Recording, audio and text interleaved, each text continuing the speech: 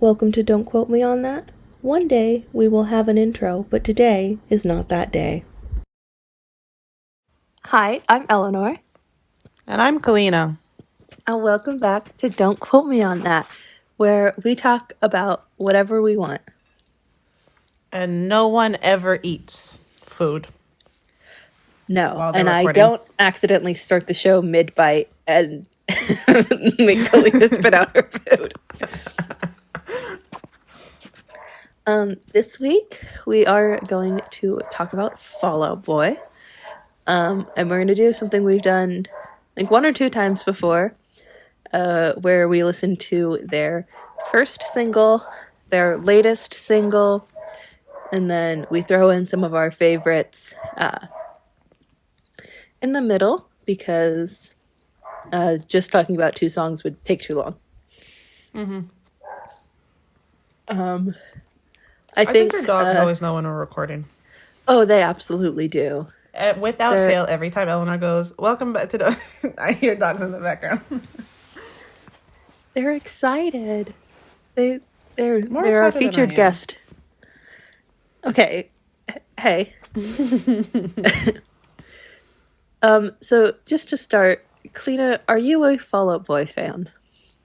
I am not. I like their stuff, but I wouldn't necessarily say I like seek it out. Like if I hear they're putting out new stuff, I'm like, okay, but I wouldn't like go out of my way to listen to it, you know?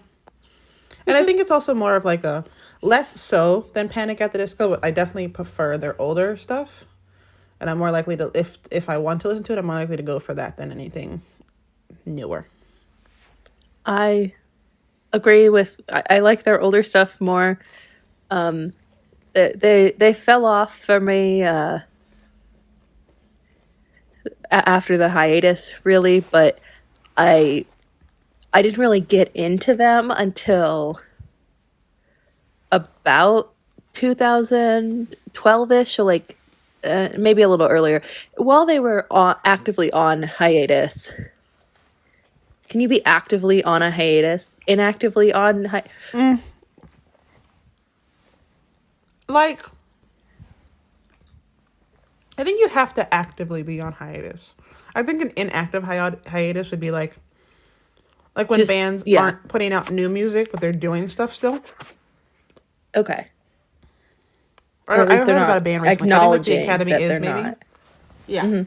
I think I heard about the Academy is recently, who like came back from breaking up, and they're like supposed. Anyway, it was this TikTok video, because of course it is. It always is. And basically this girl, there's like this thing in the, I don't know, the music scene, where Kellen Quinn from Sleeping with Sirens is like capitalist, and basically like he's charging all this money for meet and greets, and then Ali Sykes from Bring Me the Horizon like tweeted something about it. It was a whole thing. And then so I saw a video that was like, Kellen Quinn, the Academy, I think it's the Academy is, I'm sorry if it's wrong, but they're like, the Academy is coming for your capitalism crown, because they broke up, but then like did one random show and then have another one-off show in the UK. And the like meet and greet VIP package is like $1,200, like £1,000. And you get access to their food table. You get unlimited VIP, like lifetime VIP experiences. But like lifetime VIP experiences aren't For worth a it if band you that all are might broken never up. have. So Well, that's for what I would that, call what it, they inactive do hiatus. is they'd come back as a band, but like minus one member, and then they'd change the name, and then they'd be like, well, your lifetime VIP was for the Academy is. This is the Academy was. So And it was like, and then the person was doing the math. They're like, to make up for that, you'd have to go to 30 shows. And this is a band who have not officially announced that they actually got back together or not. I think it's worth it. Anyway, that's an inactive hiatus. Okay. Long story short. I don't remember. Oh, yeah. So, yeah, I got into them probably when they were on hiatus. And then I went to see them when they were touring for, I think, Save Rock and Roll. And I think I saw them twice, but I might be wrong. Okay. I figured it out. I saw them when they were touring with Paramore. And then they played a festival in Tempe that I went to see over St. Patrick's Day weekend forever ago now. And I tried to listen to Mania when it came out in 2018. I liked their 2015 album, American Beauty, American Psycho. But between 2015 and their next album in 2018, I was a completely different person. That's fair. Have not listened to their last full album that's out, Mania, in ever. I have not listened to it. I heard one song from it and said, mm-mm. And then they recently announced. That's funny because I think this would be a good. I always say Eleanor and I are like the same person, or we're completely different. So I think we both like Fall Out Boy, but I think what I like from Fall Out Boy is not what Eleanor will like from Fall Out Boy. There would be crossover. That's objectively. I think good. There's a lot of crossover actually on both of our favorite Fall Out Boy songs are on the same album. That's what I was gonna say, but I think that arguably would probably be also just in general peak Fall Out Boy. You know what I mean? Whereas, Yeah, like, also, I have a couple songs from Mania. No, yes, please. I wasn't talking. Oh, I was gonna say I almost picked. I had a hell of a time trying to pick a favorite song because I really like 27, but I think if I'd also, oh my god, I'm so sorry, I just gave away Kalina's favorite song. It's okay. Listen, if you've listened to this show before, you're not surprised. I had to pick that song.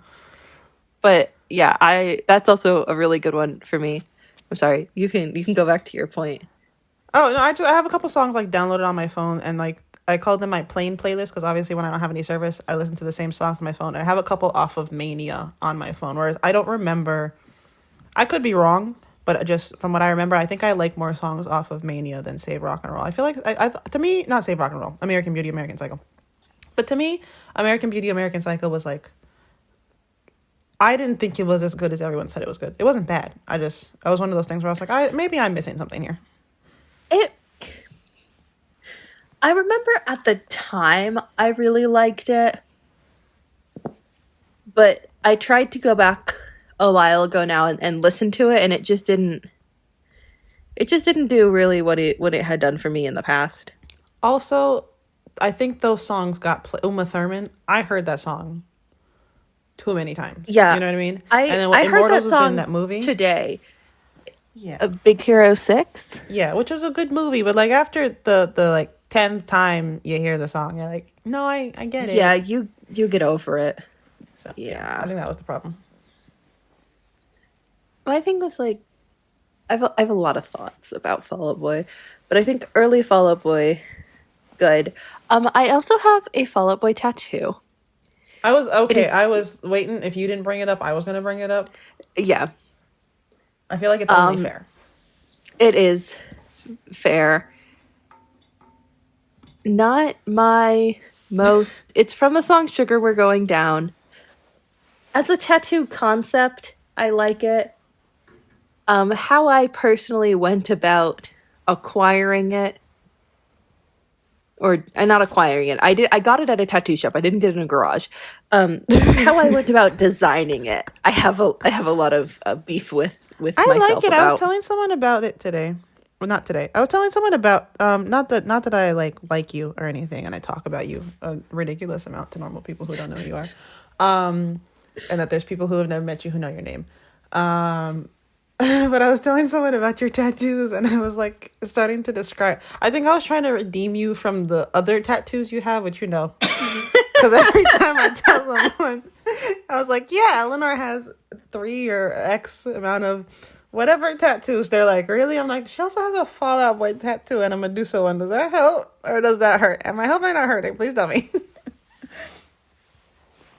They're One Direction tattoos. They're One Direction tattoos. I really like using my One Direction tattoos as like a litmus test for how cool people are. Yeah, me too. Because if they make a face, shut up. I also use it to and I'm sorry, at least I don't have a little feather and infinity sign. Because I always go, you Elanor, can't find my stupid tattoos on Pinterest. I go, Elanor has 3 One Direction tattoos. I have a tattoo for the Eagles. So that's all you need to know about me and Elanor. Yeah, it really is. Anyway, but we're not talking about any of those bands. We're talking about Fall Out Boy. And we're so good at staying on topic. We are. I also got the majority of my tattoos when I was underage, so like. Okay, well, we're talking about tattoos. Today I saw a video of this guy stick and poke his face. Oh, by him. He by was like, himself? I think, first of all, he already has face tattoos. And he was like, I think I want a face tattoo. And I was like, all right, fair enough. And he was like, I think I want to give myself a face tattoo. And I was like, I'm not like, I'm still not entirely with you, but like, okay. Then he stick and poked his face. I was like, couldn't- power to him. But is he okay? No. American rock band Fall Out Boy. Absolutely. We're going to talk about Fall Out Boy. So, their first single, full transparency, maybe might not have been actually their first ever single, but it was their first single from their first studio album. Not from their first EP. I figured that that's what we've been doing with the other ones. That's the safest way to do it, to keep it consistent. That's what you've been doing? I Googled first song ever released. Which gives you mixed answers. I Googled Fall Out Boy first single, and this is the single that came up the most amount of times. That's what I was going to say, because even when I Google first song ever released, half the time that comes up is the first single, which is not always the first song they ever like necessarily played out. Anyway, Fall Out Boy did have an EP before this album, but I didn't pick it. I picked this song. And there's nothing Dead you can do on about Arrival. Yeah. So it's called Dead on Arrival. It's from Take This to Your Grave. It was released in 2003. So about 2 years after they officially became a band. So yeah. They're from Chicago. So they're also from Illinois. So yeah. This song is about how women are B words. Which, listen, I'm not a misogynist. I am, probably. Don't say that, Eleanor, on the internet. Please don't say that on the internet. We are fighting for our lives already, okay?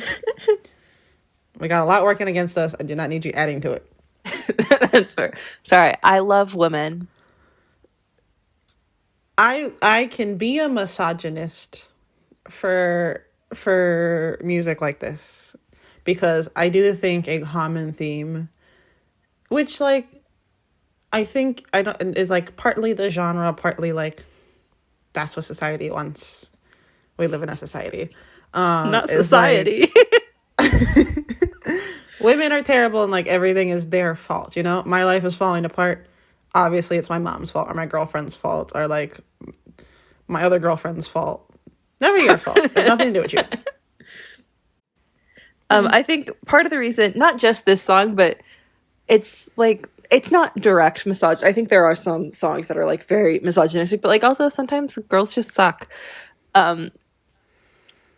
Also, it's such a male saturated, male dominated genre that like just by default, if you're singing about relationships that went wrong, unfortunately 9 times out of 10 it's a man singing. It's a cis hetero man singing about his relationship, so it's gonna be a lady, you know what I mean? Yeah, for the most part. Especially even back then, like even if it wasn't, probably for safety and radio playability, you'd switch the pronoun. But this song doesn't actually, you know what? Maybe we're being homophobic, not misogynistic. Because this song doesn't even have a pronoun. We gotta pick a struggle. We can't be homophobic and misogynistic. Sorry. Which would you rather be? I guess I would rather be a misogynist. I feel like that's safer.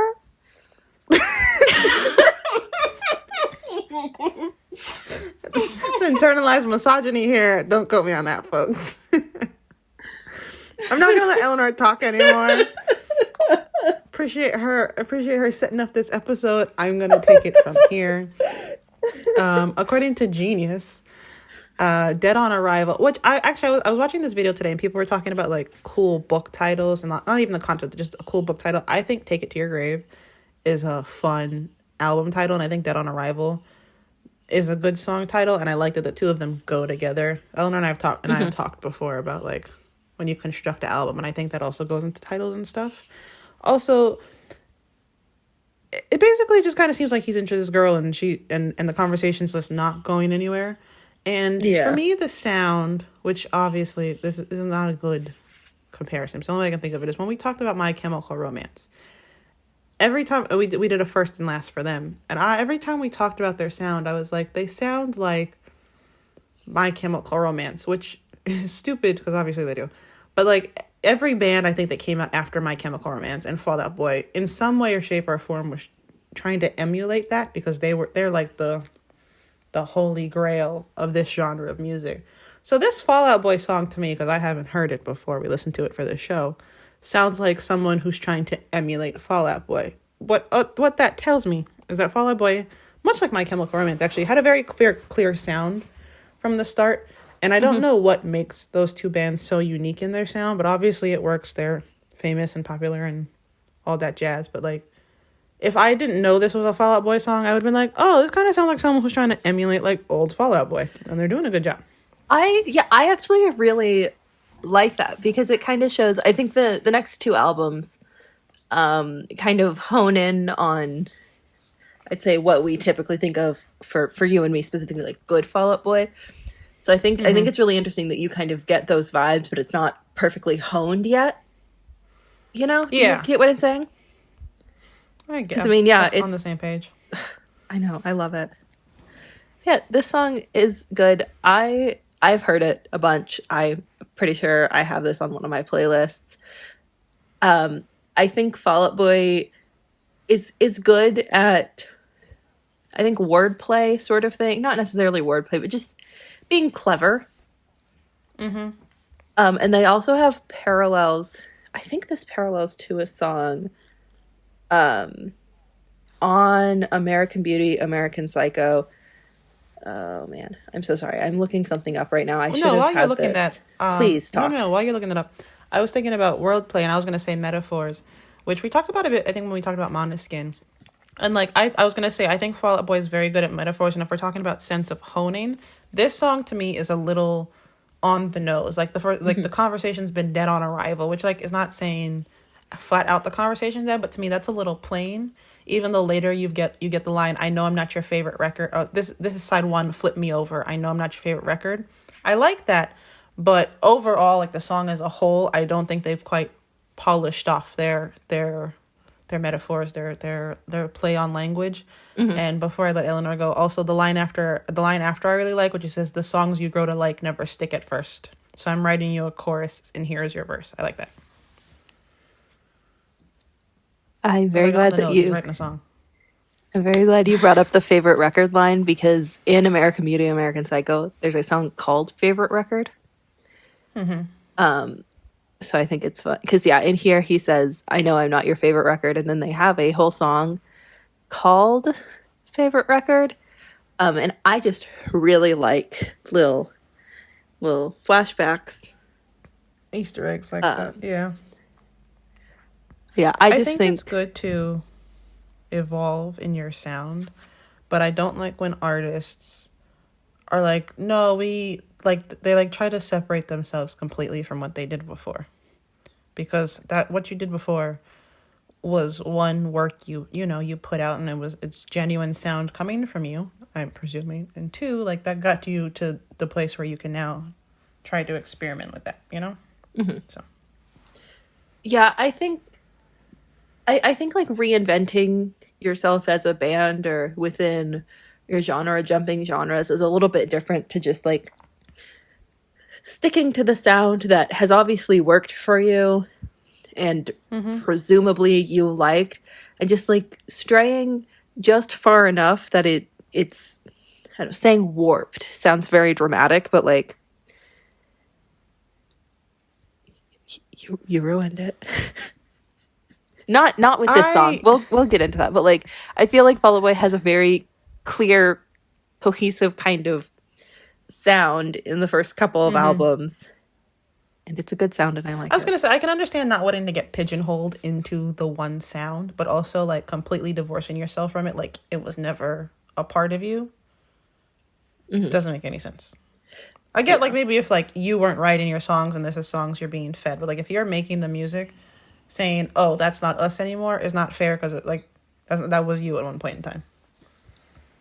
Yeah, agree. And it's like that's what your fans are there for. Don't be too mean to the people That's who. how you got them. Yeah, like it's fine if you want to move on, but you can't like. I feel like as an artist, it's kind of difficult unless you're Robert Pattinson to bash what you used to do because that's like part of the reason you're. Actually, Robert Pattinson bashing Twilight made Twilight better. Yeah, he said what we were Because all I was thinking. like, oh, so someone else also thought this was ridiculous. It's good, but ridiculous. But yeah, that is Dead on Arrival. Do you have any final thoughts? No, I'm very excited to talk about the next song. Okay. I am just real quick gonna not talk about the song that Kalina wants to talk about. I should have reformatted this, but just to keep in chronological order, this will be very, very quick. So Take This to Their Grave, To Your Grave was the first album, the first singles from, and then in 2005 came From Under the Cork Tree, and one of my friends, their favorite song is Sophomore Slump or Comeback of the Year from this album. That is a good album. It is a very good album. Definitely my second favorite Fall Out Boy album. And this is another song that I really like. And it has William Beckett from The Academy Is Oh, we featured were on talking it. about those guys. I know. They're capitalists. They're from the same I'm pretty sure label. it's The Academy Is. I'm sorry if it's not, and I'm bashing The Academy Is, but I'm pretty sure that was the name of the band. And Kalina apologizing also effectively renders any legal action moot because we already said whoopsie. Oh, can I also apologize for Elanor saying she was a misogynist and a homophobe? I think she should be apologizing, but I'll do it for her just to be safe. Yeah, I wasn't gonna apologize. I guess I was. I like this album. Sophomore Slump or Comeback of the Year. Also hadn't listened to it before this show. I like this album. At the same time, I do think like I can't listen to this album straight through because I do kind of think the songs all sound the same. I would They have all to sound agree. good. They sound the same. Yeah, which again it can get very boring, but brand recognition is good. Like I'm thinking of it like I listened to that Panic at the Disco album. A fever you can't sweat out. A Fever You Can't Sweat Out. Yes. I can listen to that straight through and not get bored. Again, that's all got the same vibe, but like I really like how all the songs transition into each other. I think it's a really good album. And I like all the songs in it. While I like the songs off of From Under the Cork Tree, I couldn't listen to them all together because I'm like, okay, we get it. But I do think this is peak Fall Out Boy, especially in terms of like song titles. And we've got what Dance Dance and Sugar We're Going Down, which I think only stick out because they're so well known. But I think if they weren't as well known, they would blend into the album overall. Also, this has one of my favorite Fall Out Boy songs, which is Get Busy Living and Get Busy Dying. So that would probably, if I didn't pick 27, I would have picked that one. Yeah, if I didn't pick 27, I probably would have picked Of All the Gin Joints in the World or Champagne for My Real Friends, Real Paint for My Sham Friends. That's so fun to say. I know. And I had someone doing tongue twisters the other night, so I'll add that one to the list. Yeah. I do really like for how From Under the Cork Tree, I agree with what Kalina said just about the album. Most of the song titles are references to other pieces of media. Usually, not all, most of them are movies, but there's also some like inner music industry little call outs. And I just think that's fun. And also, I'm a Fall Out Boy song title apologist. Yeah, I like all the jokes about their song titles. I mean, we've got our lawyer made us change the name of the song so we wouldn't get sued, and I slept with someone in Fall Out Boy, and all I got was this stupid song written about me. But then we've got Nobody Puts Baby in a Corner, A Little Less 16 Candles, A Little More Touch Me, Get Busy Living or Get Busy Dying. So like, yeah, Ellen, listen, we're media students. So Eleanor and I do like a little mixed media crossover sort of moment, especially, and I like when artists, you can tell they like know their craft and know the history behind things. And in that same vein, I like when they can bring in other media because media does not exist in a vacuum, and especially the further we go on, like no one has an original idea. No. So I do think like even if it was a case of like they could have written the song and then later been like, oh, there's a parallel to this thing, or they directly took inspiration from, you know, whatever movie. I like when people recognize that, like, I think on a greater scheme of things, it makes you feel less alone. I think media and like especially music makes you feel less alone. So I think when a song, especially with the content of what Fall Out Boy sings about, I think if a song is like, there's these other pieces that like relate to this idea that like maybe you identified with, it makes you just brings everyone together. I love music. Me as well. And also, just to flex our little media, I believe these would be called paratextual titles Yes. because they are borrowing from similar media texts. So that's If anyone's wondering, this is how Eleanor and I were in school, whereas big idea, Eleanor, theory. Eleanor's a theory girly. I just say words. And I usually work myself into a good point at some point in time. And then Eleanor comes back and she's like, here's the source. Encoding, decoding. Stuart Hall. That is the one thing I remember from media class. That and the Thriller music video changed the way music videos were made. Fall Out Boy had a lot. I don't know if they changed the way music was made. I'm sure that argument could be made. But their sound was fairly revolutionary for their genre, which, see, I just connected your Michael Jackson fun fact to the topic. I can't stay on topic, about the My Chemical Romance thing is like, I didn't realize it till we were talking about it, but like when we listen to other artists, I'm like, oh, this kind of reminds me of this or you know, we're talking about crossover and text and stuff, parrot text. Whereas like when I was listening to My Chemical Romance, I was like, this sounds like My Chemical Romance. Like that is the only person in the world I could compare them to. And like I wouldn't objectively, or like if I wasn't in that context, wouldn't have thought. I think My Chemical Romance have a unique sound, but I wouldn't have thought they had a unique sound any more unique than any other artist in the world. But like same thing with Fall Out Boy. Every time I hear a Fall Out Boy song, I know it's a Fall Out Boy song. Yeah. There is no one else in the world where I'm like, oh, it sounds like Fall Out Boy. It took from these people and these people. Nope, that's Fall Out Boy.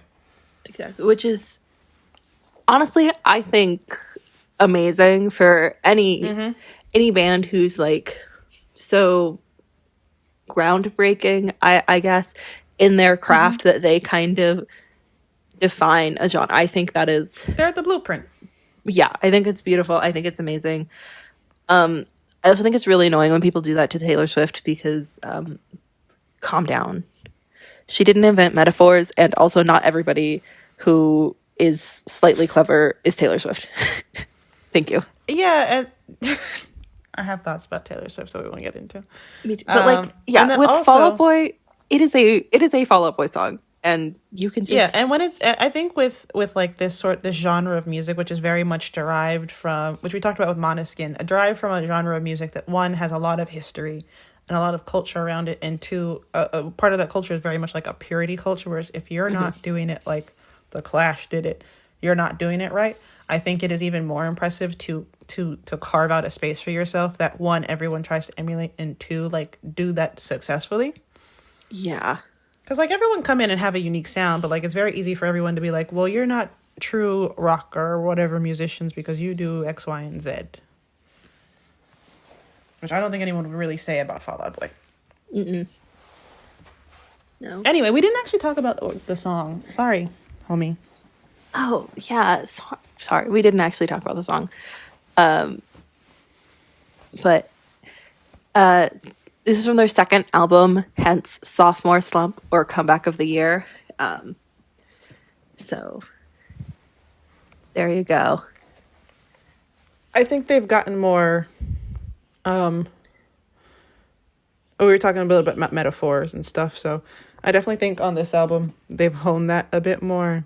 I don't, like I said, I didn't listen to the song before, so I'm just skimming through the lyrics here. Another thing, in line of Kalina talking about the sound of Fall Out Boy, some of these songs, because I was trying to pick my favorite for the episode, for some of them, I'd pull them up on YouTube so I could listen to them, but I'd pull up the lyrics. And within reading like maximum the first 5 lines, the song had just come out from my psyche. So I think that's also very helpful because I didn't have to re-listen to any of these songs. I just read 2 lyrics and then my brain just went, yeah, here you go. Here's the whole song. Yeah, it's accessible. I was skimming the lyrics here for Sophomore Slump, which I really want to talk about Get Busy Dying, but that's not on the list. But and so I'm talking about metaphors and how they've honed their sound a little bit more from the first to the second album. And they have the line, "Got a sunset in my veins." And I'm going to use this as a segue because I don't have any more intelligent thoughts about this song. I have a lot of intelligent thoughts about the next one. Okay. So in Sophomore Slump, or Comeback of the Year, we have "Got a Sunset in My Veins." And then Kalina's favorite Fall Out Boy song. We have not said it before in this episode. It was not spoiled earlier. It is 27 off of their 4th studio album, which I'm going to make Elanor pronounce because one of us has a French degree. Folie à deux. Very beautiful. 10 out of 10. So this is the 10th track off of their studio album. And the reason I picked this song over really Get Busy Dying, I think would be down between the two of those, is I have a mild, persistent interest in the 27 Club, is the nice way to put it. I think some corners of the internet would call this a hyperfixation. And if you don't know what the 27 Club is, it's basically like all those musicians who died at 27. It dates back to, this is not important. Basically, the important people in the 27 Club are Kurt Cobain, Amy Winehouse, Janis Joplin, Jimi Hendrix, Brian Jones. There's a K-pop star in there that more recently. There's like a couple actors, but it's mostly musicians, and usually I don't like saying this because most people in the 27 Club didn't die of natural causes. But, like, that's common sense because most people don't die at 27 of natural causes. That's just not like a... It's not a very usually, 27-year-old thing to do. Yeah. So, like, but yeah, usually sort of drugs and things associated with the high life of being a musician, particularly like in rock. So, we've got 27, which she's singing about 27 Club and kind of the idea of, like... Of fame, because for this point, I think Fall Out Boy is very well established. Mm-hmm. I do think it is a concern, even if it's not a genuine, like, oh, I might die at 27. The idea of, like, the fast life and the fast life and living the high life and crashing or losing your fame or, like, all of that just very quickly is something that a lot of people in that space have to confront because you never know when it might end. And it might end because you die or it might end for, a variety of reasons. But, oh, yeah.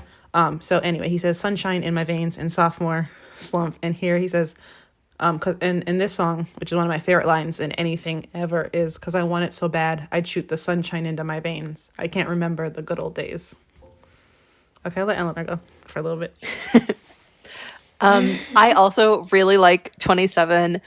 Again, I'm not as into the 27 Club side of it.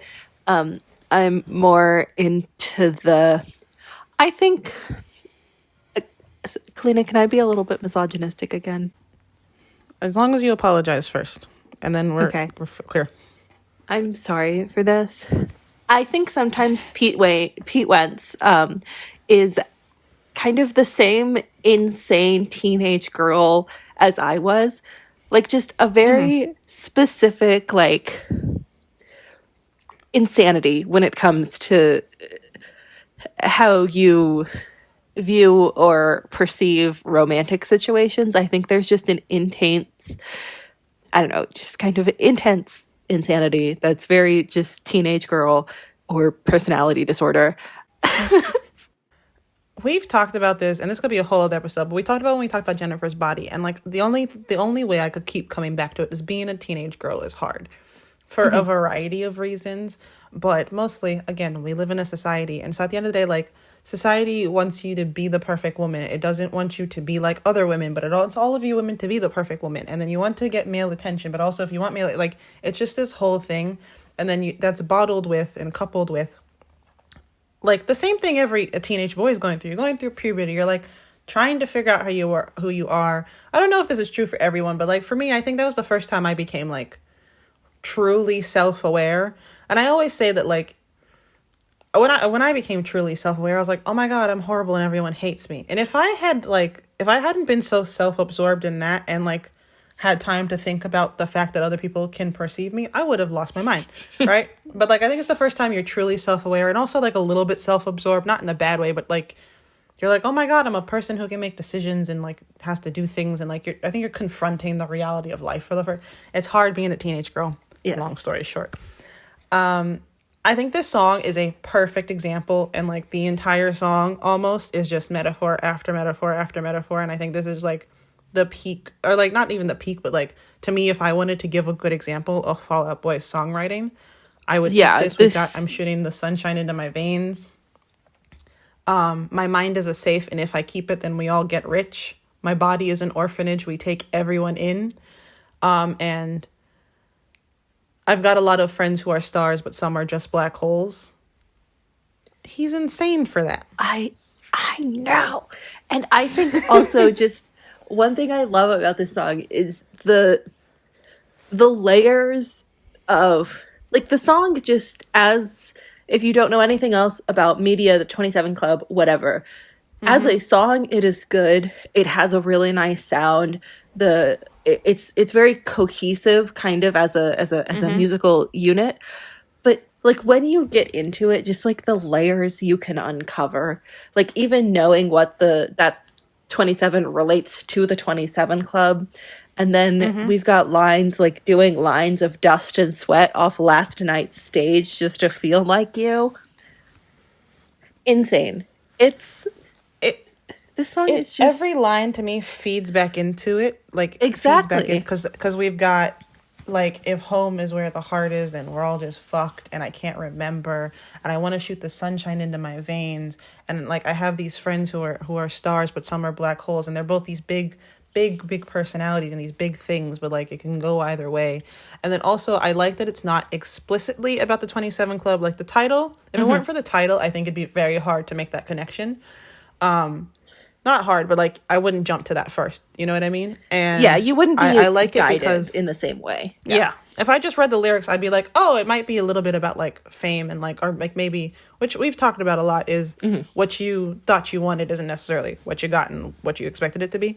But I like that it's not explicitly about 27 Club, because this is what I did my undergrad thesis on, which is why I have all these thoughts, which is like I think it's very easy to fall into the realm of romanticizing that and romanticizing the artists and the lifestyle they had, which you should not do. Like people, printing out T-shirts with Kurt Cobain's suicide note in it, when Kurt Cobain, I think, and any logical person would be like, hey, maybe don't do what I did and kill yourself. Just a suggestion. Just a suggestion. Take it with a grain of salt. So like I do like that it's not. It is very much looking at it from the point of view from someone who could, I think, relate more to members of the 27 Club than your regular Joe Schmo, and two, someone who's like criticizing it with like not necessarily, not even negatively, but they're like, this is, these are the facts of life, and it's not all sunshine and rainbows. It's sunshine, and I want to shoot it into my veins. Thank you. Okay, we could be here forever, so we'll talk about Eleanor's song. Okay, next. All right.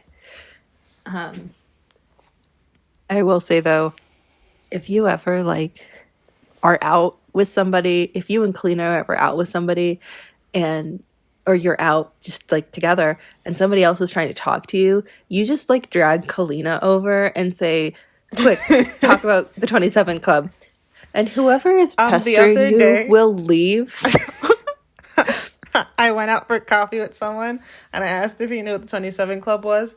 And then I would like to cue a 20-minute conversation where I had the Wikipedia page open and was explaining to him how it started in the 1860s, and then I was explaining the related concepts of the white lighter myth, and then also the 23 Enigma, and then also the Ninth Symphony curse. So just you give me, I could be there for an hour at least.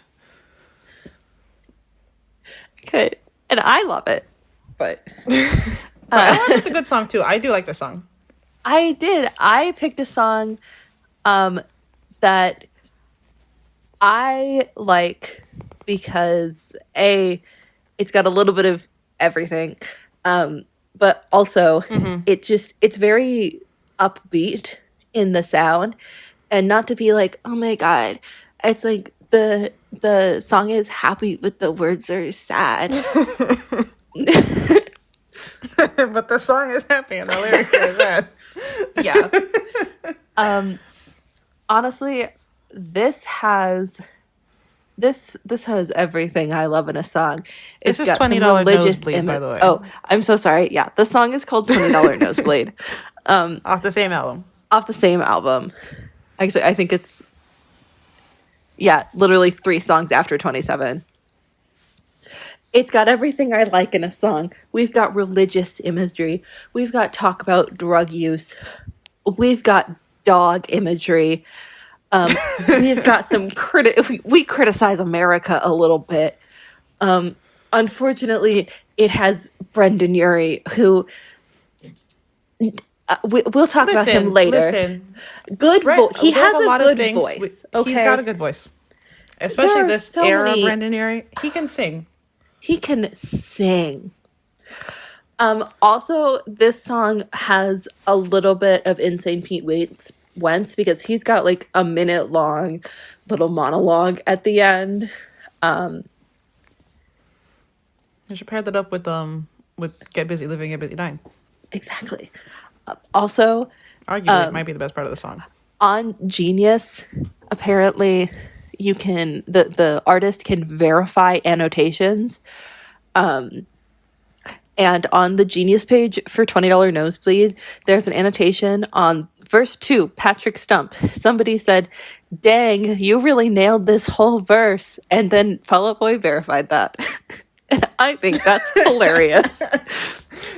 He was like, I know we did. They said, thank you. He said, yeah, we did nail it. Thank you. You said this is 3 songs after 27, which I think is interesting because, as we said, 27 Club, a lot of like drug overdose deaths. Janis Joplin, Jimi Hendrix, Brian Jones. A lot of deaths that were sped along by the use of copious amounts of drugs. This whole song, or at least the whole title, and like is about benzodrine, which is a form of amphetamine known to cause nosebleeds. Hence the name of the song. So I do think that's interesting that like those are, it's kind of trickling down even if it's not in the same context. Yeah. Again, I had a point about this song, but I can't remember. I was waiting for you to finish. My point is one of the lines in this song is permanent jet lag, please take me back. And like, not to talk about this happens every time. We can't escape it. It must be us. I think we're looking for it at this point in time. Look, the other day when I was driving to work, Time Zone by Måneskin came on, and then I cried while driving.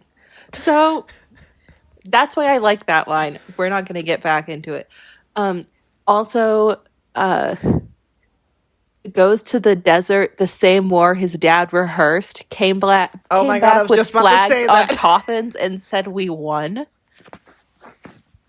I was just about to say that because and then I remember my point. It was that like this, I like this song and it sounds so like, this is the one time I wouldn't necessarily listen to this off the bat and be like, oh my God, it's Fall Out Boy. I mean, I would, because like I know his voice, but like it's less obvious than I think the other ones, if that makes sense. Mm-hmm. And you said how it was upbeat, and I don't even think because it's upbeat, but I do like this change in sound, especially especially I'm gonna say it because I was gonna say the line and I think it needs to be heard again. Came back with flags on coffins and said we won. Oh, we won. How are you supposed to act normal about that? It's such a good line. And also, like, I like that it's a little bit more it this is not probably the most PC word to say, but I feel like I've ruined myself already. The song sounds a little bit manic, which I think is a very good tie-in to it being about an amphetamine. Also, I love Fall Out Boy. And Eleanor talked a little bit about the little Pete Wentz rant at the end, which I think sums up if we're reusing the word manic. And I guess thinking back to also 27, because these are probably themes throughout the album as a whole, where he says, "I'm just a racehorse on the track, send me back to the glue factory. Always thought I'd float away and never come back." So like, again, what I was saying with 27 is like you don't know when it's going to end. It might end because you die. It might end because like people just don't like your music anymore. But like you're the star. You're the racehorse on the track. You're the star of the show, and you always thought you're waiting for the other shoe to drop, essentially. Thought I'd float away and never come back. So that either you're just going to fade into oblivion or send me back to the glue factory. You're going to get chewed up and spit out. And then I know we said the line about coffins, but there was a line about coffins. That's really good. it was. Oh my goodness. Anyway. And also in his little Oh. insane teenage girl rant, which again, I'm sorry, that's a misogynistic way to say that, but that's just how I feel. You were a teenage girl once. It's okay. Exactly. You can get away with it. He says, "It's not me, it's you. Actually, it's the taxidermy of you and me," which I just love it. And also he says, "I'm a stray dog, sick. Please let me in." And we all know anything about dogs. we all know anything about dogs or wolves. Really just speak to me in a way that the 27 Club speaks to Kalina, but different. How does the 27 Club speak to me, Eleanor? Deeply and weirdly. Yeah. Biblically? Biblically. Yeah, also this song has some religious imagery, which I love. I have a running note about songs that reference the 27 Club. So we could do that for a week-long episode if you ever want. Absolutely. I'll just go live for the entire week and I'll be like, okay, number 1, 27 by Fall Out Boy. Let's get into it. Which one did I realize recently? Oh, R.I.P. to My Youth by The Neighborhood. Oh. Kalina's birthday is the 28th and mine is the 26th. So the average of our That's so birthdays is embarrassing. Please 27.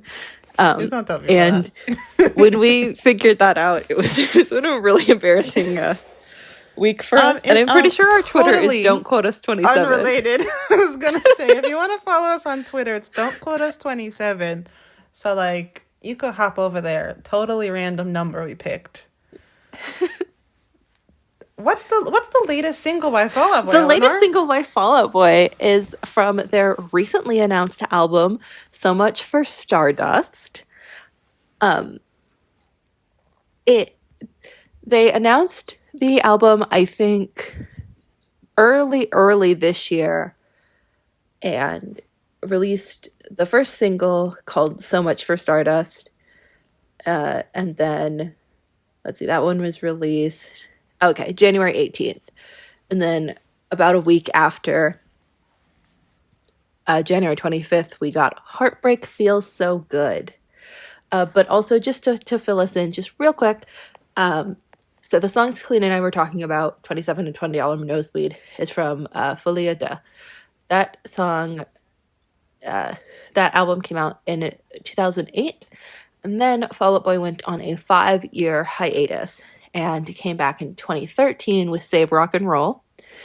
And then American Beauty, American Psycho in 2015, Mania in 2018, and then this is interesting because it's got their latest album will come out in March of this year, which is 5 years difference between Mania and this album, which is also the same amount of time difference between pre and post hiatus albums, which I just think is interesting. But also, if you think about it, there was the pandemic in between those two albums, so I'm sure they'd been on kind of a 2-year timeline, but I'm sure even if they had an album ready to go in 2020, it would have been understandably delayed or postponed.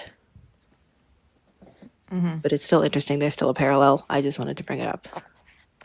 Also, one of the members recently went on hiatus from the band, so they are now a 3-person thing. But I do believe that Trio. A thruple. Thank you. If you wanted to get Thruple, if you want to get modern. Joe Troman, I believe it was. Oh my goodness, I might be wrong. Yeah.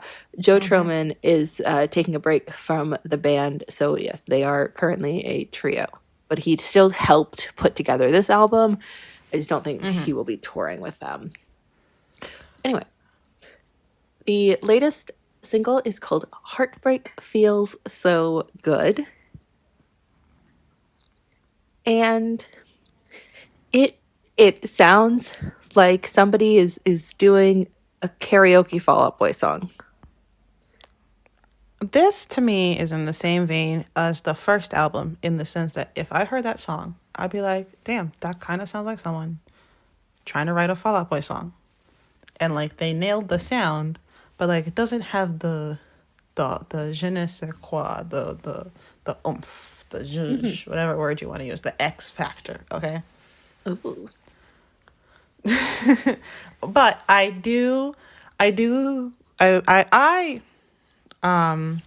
thought I didn't listen to this song because I thought the last single was Love from the Other Side, which I liked, actually. Oh, we can talk about Love from the Other Side.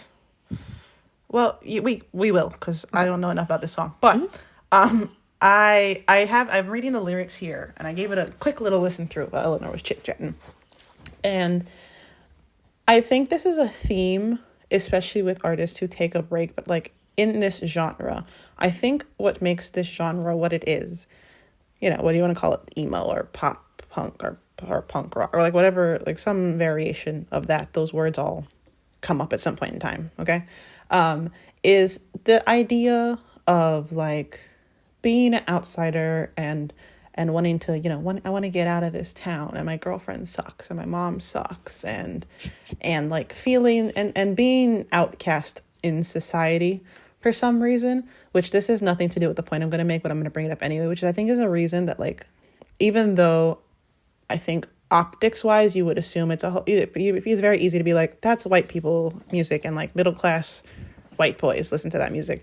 But like the idea of being an outcast in society, you could be an outcast in society for a variety of reasons. And I think there's a much larger community of like people of color in these communities and like disabled people and, things of that nature that you wouldn't expect, because no one gets to decide why society has decided they're not worthy of being included. But anyway, long story short, I think that's a main theme in this music that gives it a lot of draw and appeal. And I've noticed that as these bands get older, because obviously the bands were, for the most part, older than us when they were putting out the music that you were relating to, because they were singing about, what they remember feeling like. Whereas now they're older and, sometimes they have families and like, they're adults and all yada, yada, yada. They still sing about outcasts, being outcast in society and like how life is hard. But I think from the other point of view, and the reason I talked myself into that long point is basically in the opening of Heartbreak Feels So Good, he says, at the end of the first verse, he says, nobody said the road was endless. Nobody said the climb was friendless. But could we please pretend this won't end? And nobody said the climb was friendless is my point, and I'm going to find it. I'm looking in my brain for it right there. It's right there. Nobody said that like you would have to go on this road alone, where I think before it would have been easy to be like, nobody said that like life was going to be easy and you would have friends, which is very simplification of what I'm trying to say. But does that make sense? I think so. Yes. Basically, before it was like life will get better even though it sucks now, and now it's like life will get better, but it doesn't mean it has to suck now. Yes. Okay. Yes. I was trying to work my way back to the lyric, but by the time I got back to friendless, I had lost why I was talking about friendless. Or like, well, he says, "We'll cry later or cry now. You know it's heartbreak." So like, life might, just because things suck doesn't mean they're bad and there's no value. What do they say here? I'll talk myself into an intelligent point. You cannot live in the future. You have to live now. And so like, even if things aren't what you imagine they would be and you think they'll be better in the future, that doesn't mean you can't live now and also enjoy now. Exactly. Okay. Then now I actually 100% get it. You had me halfway there, and now we're good. Mm-hmm. Yeah, I was looking at you for help, and you were just looking down. I was trying to follow it in my head, and I got a little. Me too. I had to close my eyes and look at it. I was like friendless. There was something about friendless. Yeah. And I think kind of it's a good sign. I don't know if it's a good sign, but like they still kind of kept the same. Things suck, but now they're kind of looking at it in a more, I guess, mature way. That's what I was saying. Yeah. No, I'm relating to your. I get it. You see how you said it in 2 words, and I took 5 minutes. But you had the idea. And confused myself. You could only make an idea streamlined if somebody has the idea to streamline. So thanks. Yes. Lyrically good. I didn't love the sound. We'll talk about Love from the Other Side, because I liked Love from the Other Side. I thought it was fun. I thought it would have fit in very well. I don't know their discography well enough to tell you what album specifically, but I think it would have fit in well with another album. If you told me it was an older song with them, I'd be like, oh, I believe you. I don't know I do have it on my playlist, but I don't know the lyrics as well. But he says, there's on a line about fathers. He says, like a kid playing pretend in his father's suit. I'd never go. I just want to be invited.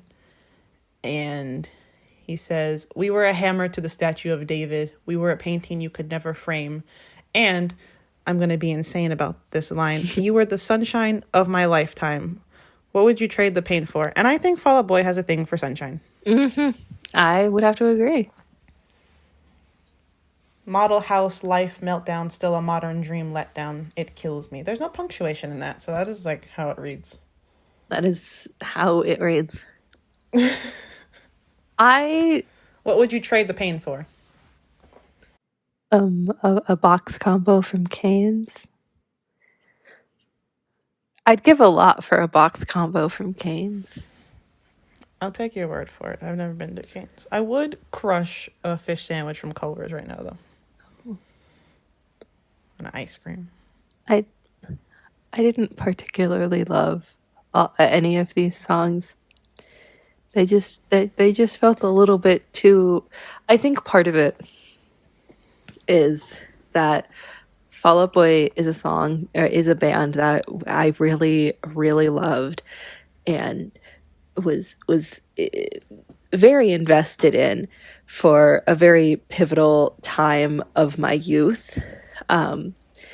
And so now when their music doesn't feel the same to me as it did when they were important to me, I don't like it. And kind of like I was talking about between American Beauty, American Psycho, and Mania, just 3 years, I had changed so much that even if their music is as good and as clever and all the good things that I like about Fall Out Boy, even if it is at the same level of quality, now I'm not going through the same things And so I just, I don't know, it's very hard for me to like Fall Out Boy, new Fall Out Boy, because it doesn't live up to how 15-year-old Elanor felt about it, because I'm no longer 15-year-old Elanor. All that to say, I didn't like these songs, and it's it's hard for me to say good things, because I'm a little devastated that I'm old now.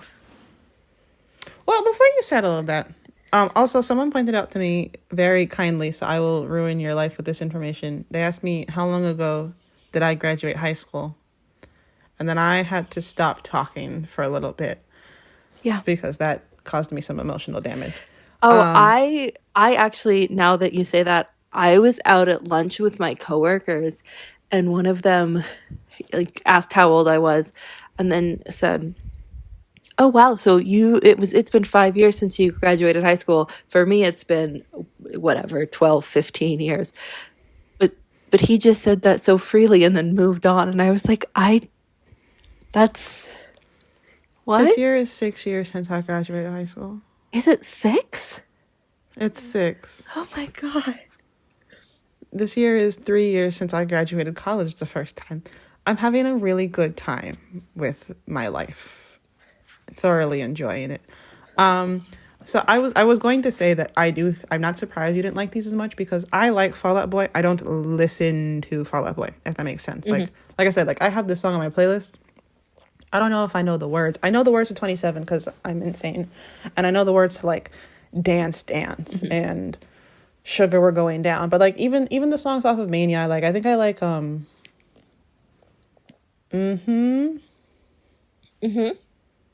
Oh, Missing You. I don't know if that's Mania, but I'm just trying to remember songs. It is not. Missing You is Save Rock and Roll, but yeah, that's it. But Missing You, which like I know the chorus to that song, but I couldn't tell you all the word. Here, I'm gonna pull it up on my music right now. I listen to Fall Out Boy. There you are. I've got Mania. Oh, I've got Hold Me Tight or Don't, and the last of the real ones.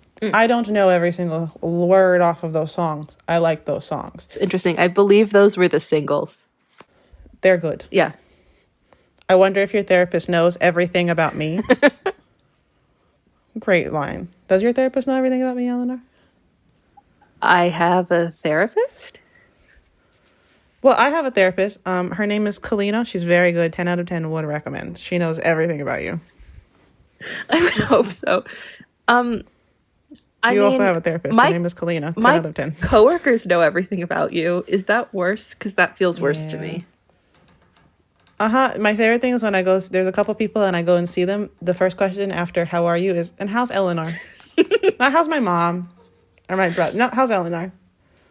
And I'm like, "Eleanor's good." Kalina, it's a little embarrassing for me, but I have an excuse to talk about her. So, for a small while, there was one very specific problem with Kalina's employment. One struggle. Mm-hmm. Yeah. One of my coworkers made a joke about that the other day. I had talked about it so much that she remembered it well enough to make a funny joke about it. My favorite thing is just, that's shocking because we always joke about how I don't sound like a real person when you talk about me for too long. Like, here's Kalina. She's from Florida, but I met her in Ireland, and now she lives in Slovakia. And also, we're married. That's so embarrassing. Yeah, I know. Anyway, before I've talked myself out of a point. Anyway, I was talking about I listen to Fall Out Boy, but I don't listen to Fall Out Boy. So I wasn't surprised Elanor didn't like these as much because she has a wider catalog to compare to. I use that terminology when we talk about Måneskin and how I can compare them to a lot more rock music. So I wasn't expecting to like it as much because I listen to more rock music than Elanor does. So I had more to compare it to. So, but I do relate to the idea of not being the same person you were and not enjoying something as much, which doesn't because it's hard for you to necessarily be positive about it because it's not what you got hooked on. And for me, that example is Pierce the Veil. I listened to Pierce the Veil when I was sad and very sad and God, I can't even put into words how sad I was, right? And Pierce the Veil, while they were singing about like relationships a lot of the time, again, general theme of being outcast and this general theme of like things were horrible and terrible and how devastated you were about a situation. And I was devastated. Unfortunately, the situation I was devastated about was the fact that I was alive and a person. But I was devastated, right? So It can like, be devastating. when I listened to Pierce the Veil put out a new album, and I like the songs, but I will never like them as much as I like the first two, especially the first two Pierce the Veil albums. I will never like them as much, and I'm not sad anymore. And when I listen to that music, I'm not like, oh my God, I don't feel the same way I did when I was 14 and listening to it, but it will always be more emotionally impactful to me, and I will always feel it more. I feel more. I just don't feel the same thing, but I will always feel it more just because of where it met, the place I was when that music met me. Brilliant. Beautiful. We're so smart. And this has nothing to do with anything, but I thought of this point, so I'm going to bring it up because we're talking about actually, it's not important. Anyway, 27 Club, 10 out of 10. And like, or take Fall Out Boy. Again, I don't listen to take Fall Out Boy. Kalina, we're talking about Fall Out Boy. 27, I don't listen to Fall Out Boy, but 27 to me will always be a very powerful song just because I connect very much with that doesn't sound good, but I connect very much with the concept of 27 Club. So like, even though I didn't hear that song at a point where like the whole concept of being as sad as he is in that song really, I could really relate to it, it will always still mean something to me. We were talking about parrot text, so like sort of like I made a connection in one other place, so it relates over to a completely unrelated place. Yeah. Which again is absolutely. I think less people should write love songs because like every time I look at the lyrics, I'm like, oh my God, we're singing about a person again, and like, yeah, I think we need to get more conceptual with our love songs. Because like sometimes I hear a line in a song and I want to send it to Elanor because it makes me think of her, but it's a love song and I'm like not like that. Like I love you, Elanor, but like not like that. Like what was the one recently? Stick Season by Noah Kahan, can't whatever. I think it's Khan. There's two A's in it, which is why I'm confused. It's like anyway. In it he says, "I'm no longer funny because I miss the way you laugh," which makes me think of Elanor. Eleanor's not like Elanor and I didn't break up, okay? As far as I'm aware. Not yet. We did for a little bit. We're okay. Actually, there was this time that Elanor was not with me, and then for about a month, everyone acted like I got broken up with because every time I went someplace that she used to go with me, the question I would get is, "And how are you? Are you okay?" I was like, "She's not dead. Like I'm fine." Anyway, but like that song makes me think of Elanor because Eleanor's not here with me. So like if I say something funny in my head, I'm like, this is not the right audience. And like I can't text Elanor the context of my whole day to give her this one joke. We have tried to do that. Not here to laugh at me. We've been here. I think we're actually like spot on for time. So we're gonna go because I don't think we're gonna have any more good thoughts. No, we're not. They're gonna get sad. If you have never listened to a Fall Out Boy song, listen to 27. If you have listened to 27, listen to Get Busy Living or Get Busy Dying. If you've listened to both of those, listen to them again. Thank you. Yes. We're gonna... And we may be back next week. We might be. Possibly. Thank you for listening. One of us will be here. Exactly. Thank you. Good night and goodbye. Follow us on Twitter. Don't quote us 27. Or is it don't quote us on that 27? I think it's don't quote us 27. It'll be in the... Don't quote us 27 on Twitter. Don't quote us on that on Instagram. Don't quote us on that on TikTok. Don't quote us on that on TikTok. Eleanor's having a crisis, so we're going to go. Bye. Bye. Thanks for listening. Don't quote me on that. One day we'll have an outro, but it's not today.